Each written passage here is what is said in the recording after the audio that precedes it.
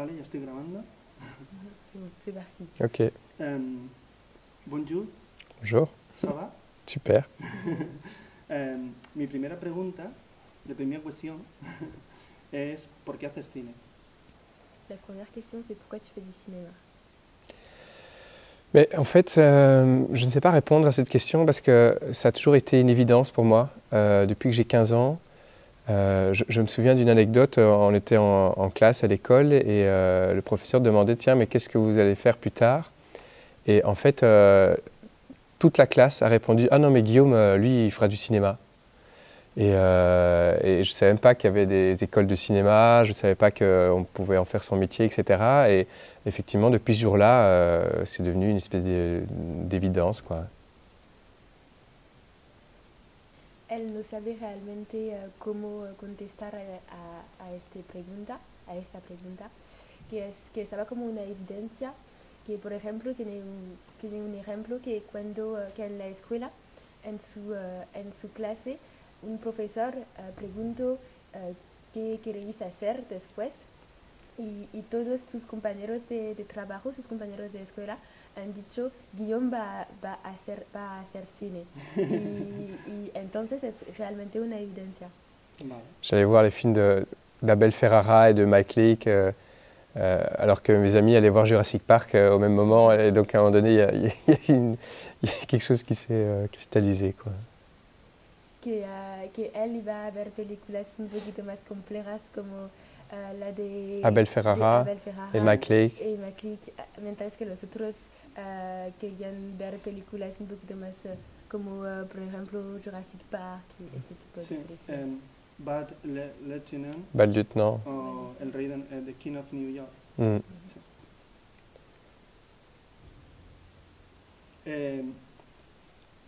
La cuestión era hacer una película porque el embarazo es lo de menos para mí.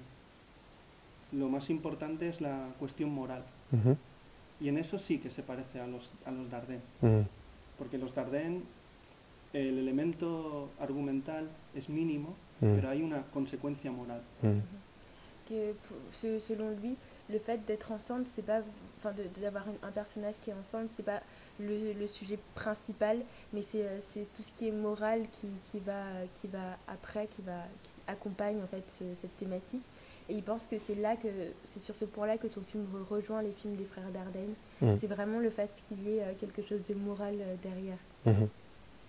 Oui, bien sûr, c'est ça. Il y a toujours une question de moralité. Et, effectivement, c'est ça que je trouve très nourrissant dans le cinéma des frères Dardenne, effectivement. Et j'aime cette subtilité et cette complexité-là. C'est ça que je trouve assez bien. Après, moi, j'essaye d'amener une émotion. Peut-être, j'aime bien que l'émotion transmise au spectateur puisse ensuite arriver à une espèce de réflexion et que chaque spectateur, si sa réflexion vient de lui, j'ai l'impression que c'est beaucoup plus fort et beaucoup plus intéressant que si moi j'étais là à leur dire bah, c'est bien, c'est pas bien, c'est comme ça qu'il faut faire. Voilà. Moi, donc j'essaie toujours d'amener, mais c'est mes premiers amours, hein, c'est l'émotion, c'est aussi pour ça que j'aime le cinéma. Que claro que hay algo de moralidad, de moral, que en el trabajo de los hermanos Dardenne y en su trabajo también. Pero la cosa es que él quería dar emociones en primero y que le gustan las cosas como muy complejas y no quería decir a la gente, al público, tienes que pensar eso. No quería dar una posición muy clara, pero dar la oportunidad al público de elegir su propia opinión por sí mismo. El problema, la consecuencia del problema va creciendo poco a poco. ¿Tú ves traduciendo? Oui, alors le problème grandit peu à peu dans le film. Porque primero el problema es de ellos y poco a poco se va extendiendo el problema hacia los padres. Au début, c'est leur problème à eux, et ensuite le problème s'étend notamment jusqu'aux parents. En realidad todos los personajes, tanto ellos dos como sus padres, actúan de una manera inmadura. Tous les personnages, que ce soit les enfants ou les parents, agissent d'une manière assez immature au final. Porque lo fácil es juzgar. pero la película, al ser tan compleja, nos cuestiona a nosotros, los espectadores, y sobre todo también, eso me parece interesante, tenías claro que tenía que ser así, la historia, la manera de contarla. Ce qui veut dire, c'est que le plus facile, ce serait de juger, en fait, alors que là, on se questionne nous-mêmes.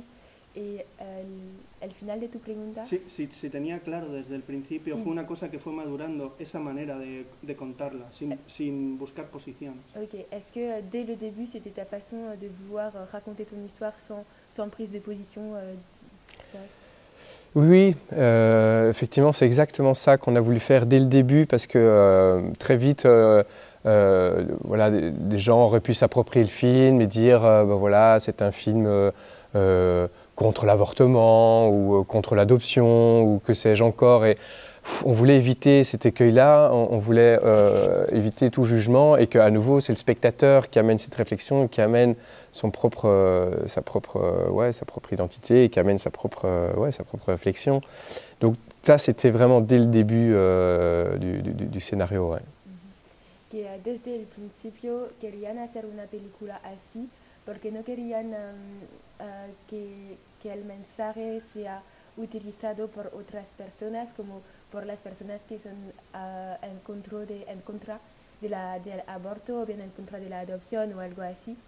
Querían hacer algo de abierto para que cada uno pueda identificarse. Otra cosa que llama mucho la atención de la película es la forma en que está contada. A través de tomas muy largas en la que van, digamos, es en contra del cine clásico, porque la toma no es un inicio, un nudo de desenlace. Coges la toma ya empezada, el conflicto ya empezado, y lo dejas con el conflicto que todavía no se ha desarrollado. La elipsis es muy importante en la película. Il y a pas mal d'ellipses dans le film, ce qui est super important, et que tu n'as pas filmé le film d'une manière classique, mais plutôt d'une manière à toi, avec des scènes qui sont assez longues, que tu laisses et tu reprends quelque chose après.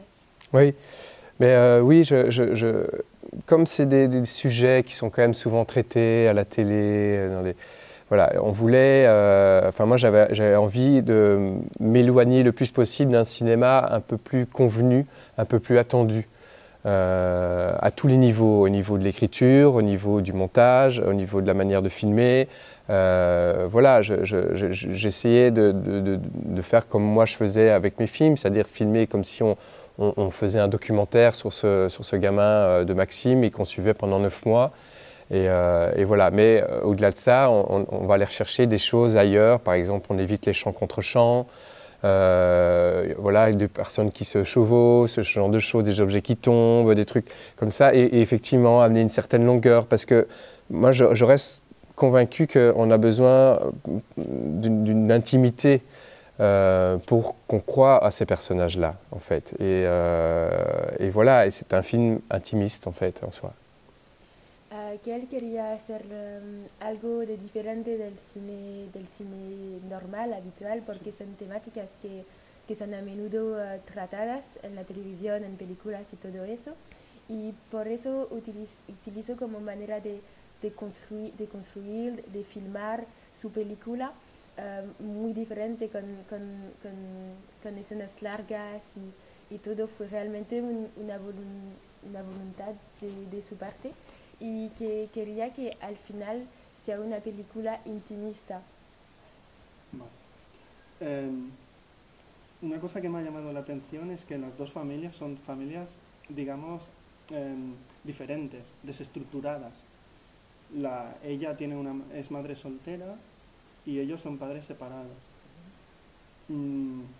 ¿Eso es una cosa que tenías en cuenta o fue surgiendo a medida que construías la película? Ce qui l'a frappé, c'est que les deux familles sont des familles particulières, c'est-à-dire que la mère est mère, elle éduque seule sa fille, et le couple, les parents de Maxime sont divorcés.